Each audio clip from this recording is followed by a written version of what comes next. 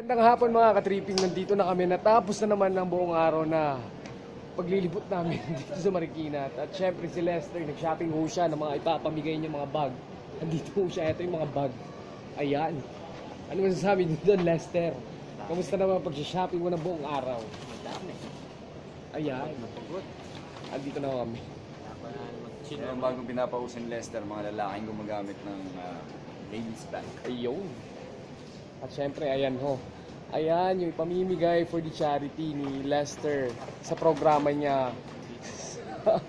Tawag dito, hindi ko alam anong programa niya ngayon. Peste de leche. Lester the Pester.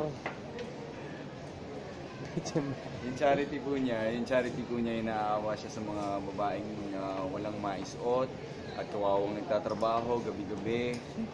Nagsasayaw, kawawa naman sa binibigyan ng charity, pinapatuloy niya sa bahay niya, libre ang matutulugan at inaakapan niya para hindi lamigin. Ayun, ayan ho, nakita nyo ho.